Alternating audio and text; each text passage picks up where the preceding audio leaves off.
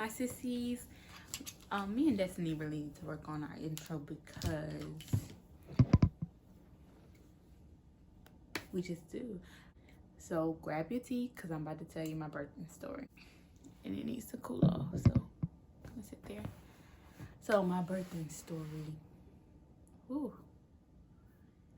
Let's get into it. It's still hot, really hot. Anyway, so let's get right into it. So let's see, where should I start? And a half hours later. Moments later. My son was born on July 7th, and so I'm gonna do a recap. I'm gonna just tell y'all what went down. Yeah, because giving birth is a whole process. I remember I was so ready. I was like, I want to get this baby out. It's time to, I want to push. I'm ready. I thought I was mentally prepared. I was like, I'm going to just push him out and be done with it. I'm just tired of him being in my stomach. I want him to get out. So July 6th, I'm going to backtrack, kind of talk about all the things that led up to the birth, and then I'll talk about the birth. So you're going to get a full-blown story, my whole birthing story, what I went through, all of that good stuff. So if you ever been pregnant before, or if you're pregnant now, you know that you have appointments, and I know you have appointments all the time. So when it was closer to my due date, I think I can't even remember, but when it was closer to my due date, I had appointments every week. So I had scheduled all my appointments already in advance. So my last appointment was on like July the 3rd, maybe. I think it was July the 3rd, or even the end of June, one of those days in June, the last days in June. And so scheduled those appointments, went to my last appointment. They checked me. Nothing was going on down there. I wasn't dilated, my cervix wasn't soft, nothing.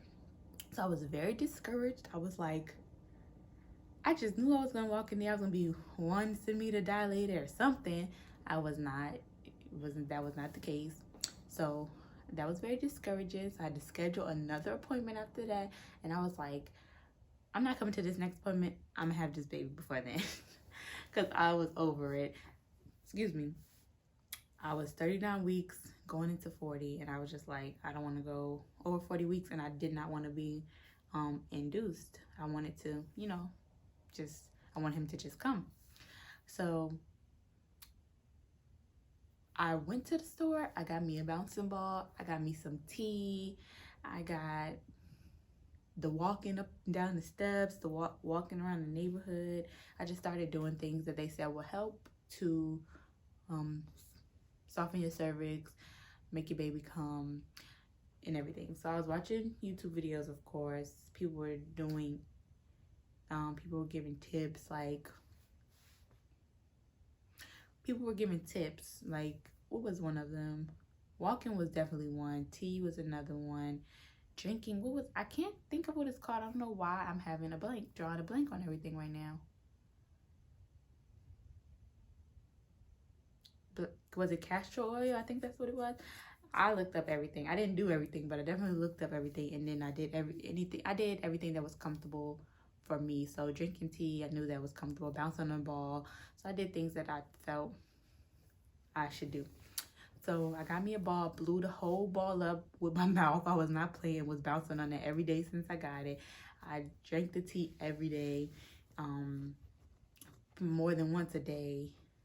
Walking up and down the steps, moving around, walking around the neighborhood all the time, just trying to get my cervix soft, trying to get stuff moving, because it was nothing happening, and I was 39 weeks going into 40, and I'm like, this is not right. I should be cervix soft, at least 1 centimeter dilated, but that was not the case. So I started doing that, and in July, so comes July the 6th, because I had him on July 7th, so come July 6th, in the morning, I started cramping. So they weren't as worse like bad like period cramps, but they were just like little cramps, you know, here and there. And in my head I was like, it's about to go down. I knew it.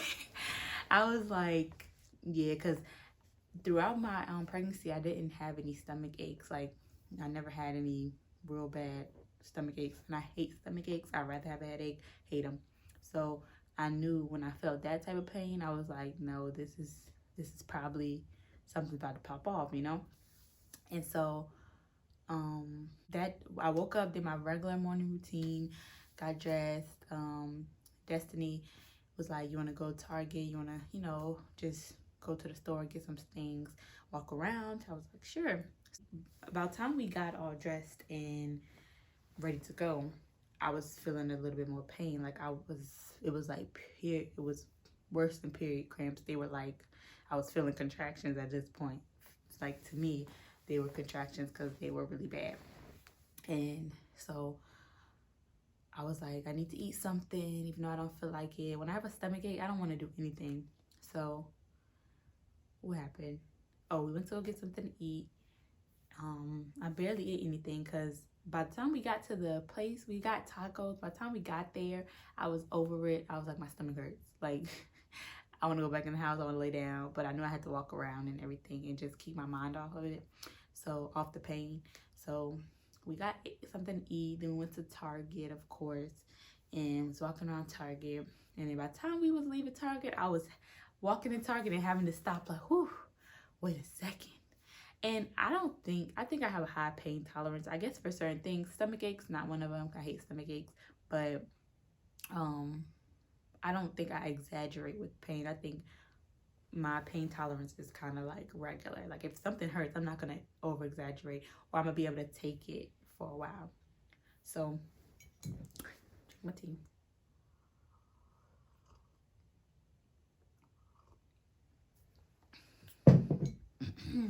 So yeah, left Target. It was pouring down raining by the time we left Target. It was nice when we left, but by the time we left Target, it was pouring down raining. And I was like, definitely something's about to go down after I was feeling these pains. So we went to Buy Buy Baby after that, you know, still going to stores. And sorry if I don't look at the camera. This is my mind thinking. I need to think about my story, make sure I'm getting all the details and just replaying it in my head. So yeah, went to Buy Buy Baby, then went back home. Once I got home, I think I was just sitting on the ball because the ball felt really comfortable to sit on, especially when the contractions, I guess that's what they were coming. It just felt comfortable to have like that bounce and just, I don't know, it helped. So I downloaded the app, the contractions app, and I'm timing them, seeing how far along they were and everything. And about time 9 o'clock, I think it was 8 or 9 o'clock hit, I was like, I'm in pain. I need to go to the hospital. So from morning, I think I woke up early. So from 8 at least to 8 a.m. to 9 p.m., I was thugging it out. And then by 9 p.m., I was like, you know, I want to go. My water hadn't broke. Nothing was going on down there, but it was just a lot of pain. So went to the hospital, and by the time I got to the hospital, I was like, what in the freak? Like, I was like thinking I was going crazy. Like, I need to take this baby to come out now. I don't want to feel no more pain after this. Like, after this is it. I don't want to feel anything else. So went to the hospital.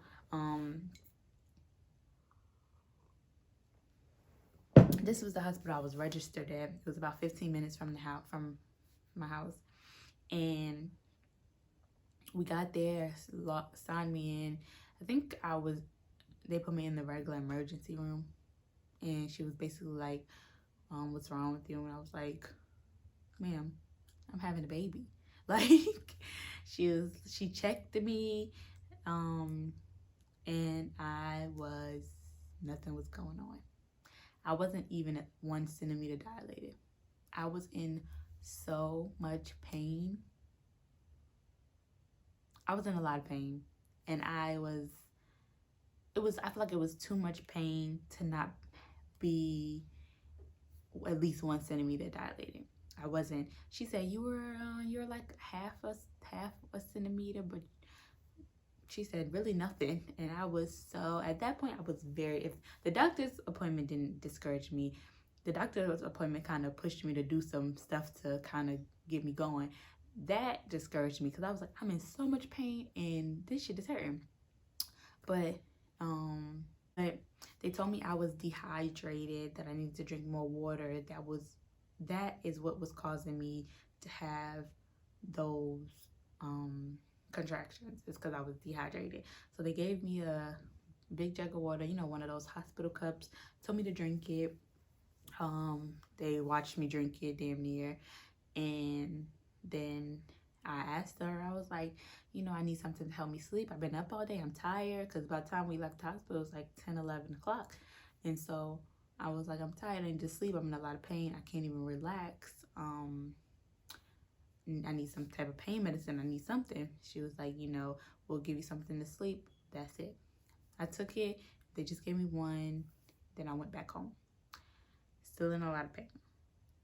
So got home, got in the tub. I was like, tubs make everything better.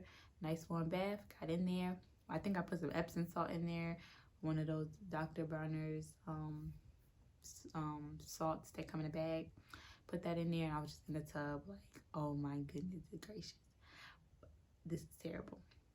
So I'm in the tub. I'm like, at this point, I'm making noises. I'm just like over it. I'm not breathing. I'm just like, oh my goodness, I don't know what to do. So I was like, this cannot be. I was just outdone. I was like, I'm 0 centimeters dilated. I'm not even a centimeter dilated. I'm in a whole bunch of pain. I'm sleepy. I was just exhausted. And so I'm just in the tub. Once I got out the tub, I tried to lay down.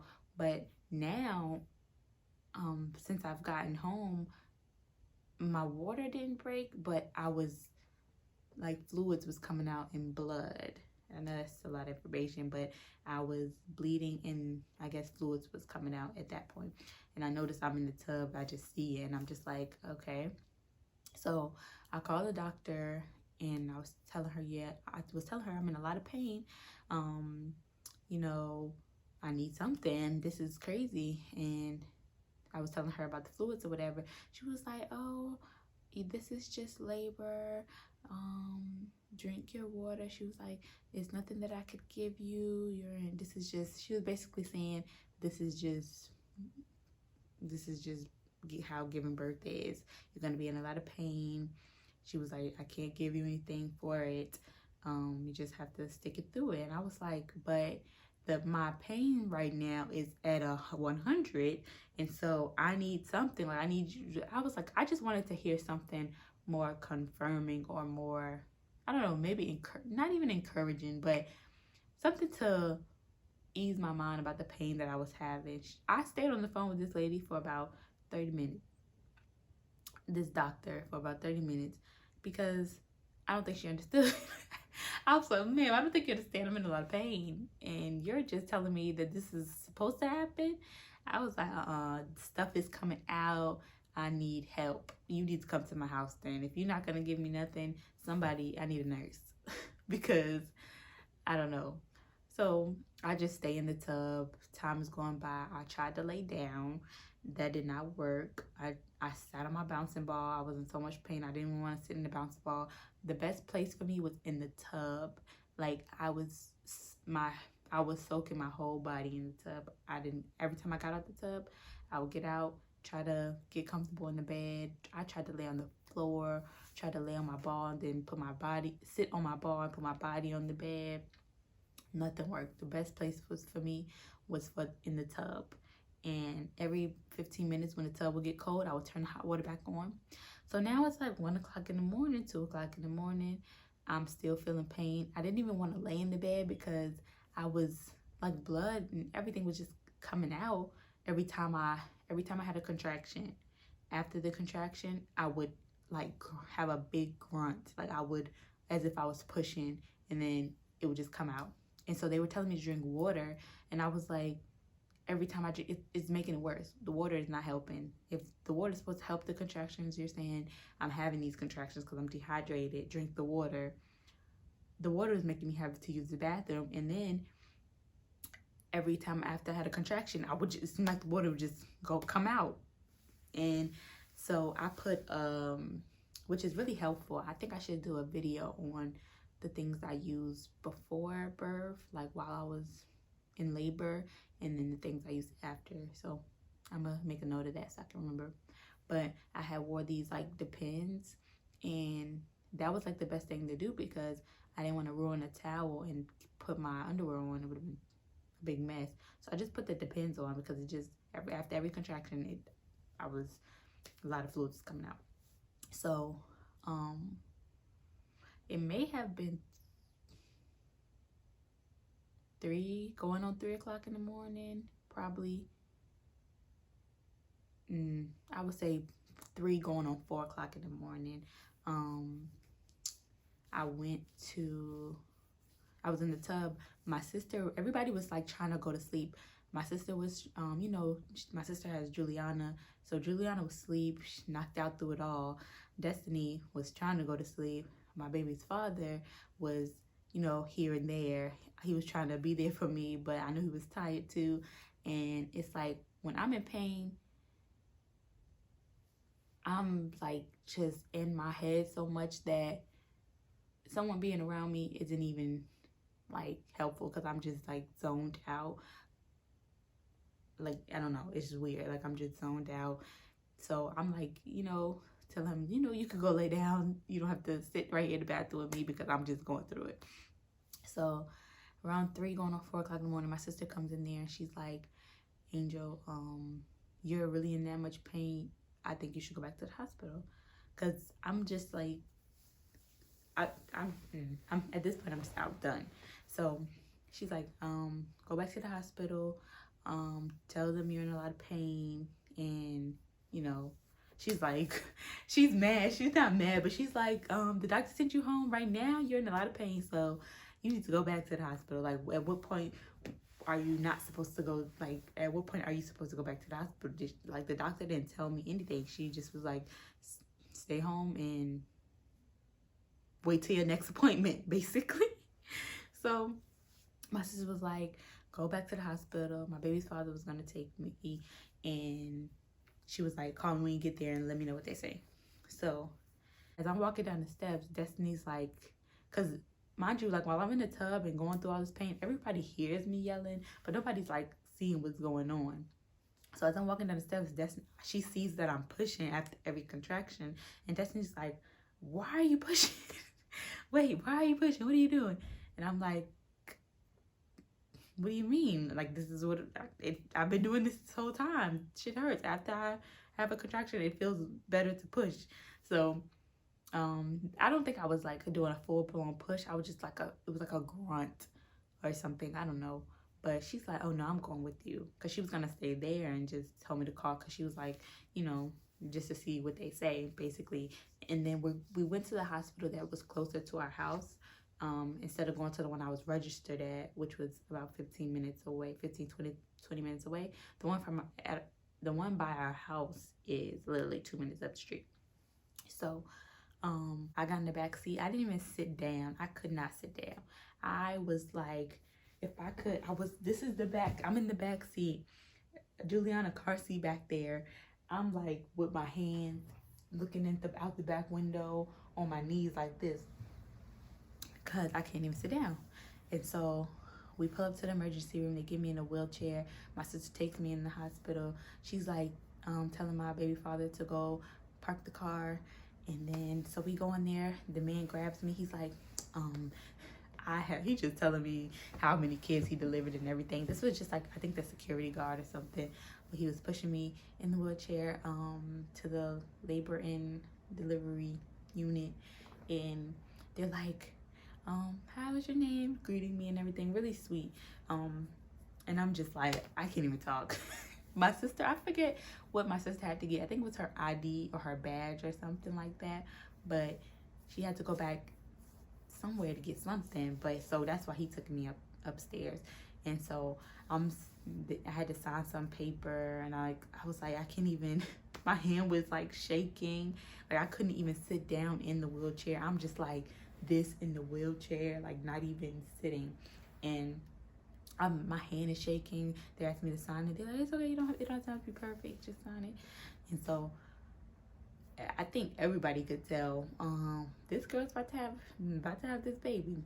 So they got me into the room. It was 2 nurses that was very helpful. I loved them so much. I put in I wrote a note or something. It was, I forget what it's called. Whatever you write to give the nurse a good report or whatever. So I even wrote her like a report saying how sweet they were. They were just so, like, from beginning to the end, they were on top of it. They were just like there. So yeah, they took me, took off my clothes, gave me the gown. And so at this point, I'm just like, oh my goodness, I'm here. Like, it was kind of like a relief, because I'm like, whew, after all of this I was going through, I'm tired. I'm at the hospital now. So it's like, all right, I'm closer to having this baby. So they were checking me. So it was one nurse, she checked me. She couldn't even like tell how many centimeters dilated I was. She couldn't tell. So there was another, I think it was he was actually a doctor, who came in, because after she checked, she checked me multiple times, and she couldn't tell. She was like, I can't even tell. She was like, I think it's 7, but I don't know. And so the doctor came in. He wasn't my doctor. He was just like I guess he was like a doctor in training, like one of the newer doctors. He came in, he checked me, he was saying the same thing. So if you don't know, after they check you, you get a contraction. Every time they check you, it causes you to have a contraction. So they're just going at it. So the first lady did it about 3 times. Those were 3 contractions right then and there. And they didn't tell me that. So I'm like, why am I in so much pain? Like, after every time, I'm like, stop doing whatever y'all doing, because you're hurting me. So finally, somebody told me, you're having the pain because we're checking you. Every time we check you, you're gonna have a contraction. So I'm like, thank you, somebody, for warning me. Jesus. So the doctor came in. He was like, they were like, you're 7 going on 8 centimeters dilated. I was like, what? I went from 0, not even 1 centimeter dilated. Got to the hospital, I was 7.5 going on 8 centimeters dilated. Like, about to have the baby. If I would have stayed at home any longer, I would have had the baby in that tub. Ironically, I wanted to have a water birth, but that's neither here or there. So if I would have stayed at home any longer, I would have had that baby right there in that tub, me and him. So I'm glad I got to the hospital when I did. I'm glad that the nurses were really like on top of it. They got me together, got me in the bed, got me comfortable. They checked me. I was 7.5 centimeters dilated, going on 8. And so my doctor that I see on a regular basis, like when I was going to my appointments and everything, she came in. She was like, oh, wow, I'm glad you came in. I was like, She was like, I'm sorry, should have listened. Because that whole time in the house, I was laboring. So that whole time I was in labor. And in my head, I did not even know it. I didn't even, when I got to the hospital, I didn't even think I was going to be, I knew it was time to push that baby, but I was just like amazed, because I was like, this whole time I was dilated, didn't even know it, or didn't even think about it. I was in so much pain that I was just like exhausted. I couldn't even think. So yeah, I got there 7.5 going on 8. So it wasn't too late to get that epidural. So I got it. I was exhausted. Initially I wasn't, like, my plan was to not get it, but it was the best thing to do at the time, because I was so tired and I was up the whole day. I didn't get any sleep. It's going on 4 o'clock in the morning, probably is 4. I didn't get any sleep all day. I didn't eat. I was just exhausted, barely drank anything but what I had at the hospital. And so I was just like, please, like, if it's not too late, go ahead and give it to me. So they got the anesthesiologist in there. Wasn't bad at all. I was able, I think because I knew it was gonna help me help my pain, I was able to stay still. She was like, the nurse was, I love her so much. I loved her so much. Oh my gosh, she was so amazing. She was like walking me through it. She was telling me how it was gonna go. She was like holding my hand, literally holding my hand in my face, because I was in so much pain that it would have been really hard for me to stand. It would have been really hard for me to sit still, but with her talking me through it and with her just being very supportive, I was like able to sit there, get that epidural, and you know, have some relief. So yeah, that was great. After I got that epidural, so the doctor came and checked me. She was like, you know, they actually let me rest for a little while, probably a couple minutes, probably 30 minutes. I just was relaxing, letting the epidural kick in, just chilling. So she came in, she was like, you know, we can push. Like, if you want to push, you can push. So epidural really knocks out all the pain. So I got in my little pushing position. They're like, all right, come on, let's push. So I was like, I can't, basically. I was like, I don't know how this is gonna work. So I was like, I can't feel anything. So I tried to push, and then the doctor was just like, all right, let's just try again later. They're gonna turn down the epidural medicine, ease it up a little bit. They brought a peanut ball in there to bring the baby down a little bit, and so I just rested. So I was just so exhausted. I had the peanut ball. I was laying on my left side. They gave me oxygen just because I think I was having a hard time breathing, like just keeping a steady breath. So they gave me oxygen to help me out with that. Maybe about they let me rest for at least, I would say, an hour. I think I would say an hour. Yeah. I was just laying there. They turned down the epidural, so I did feel the contractions a little bit more than I was feeling them than before, because I was barely feeling anything. Like, they were telling me when I was having contractions, and I was like, I don't feel it. And so they turned down the medicine, and which was good because I needed to rest. I needed my body to relax. I was like, I needed like a restart button, and that was that's what restarted me, with that the epidural. It gave me a time to my body to just relax and kind of get ready to push him out. So I think the camera may have moved a little bit, but somebody called me, so on FaceTime, so they messed up the whole situation. But hopefully I'm in the frame still. So I was in I could push, like it wasn't like we were waiting. It was like waiting for anything. It was just more like me resting, them easing up off the epidural so I can feel more, so I can feel my pushes and everything. So after about an hour, she came back. She checked on me, but she was like, we'll wait. So she was looking at the contractions, seeing how often they were and everything. And so she came back in. She was like, all right, Angel, we're gonna push now.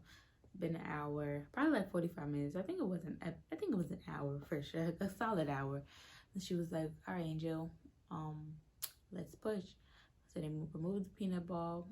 I could feel the contractions a little bit more. I could feel a little bit more.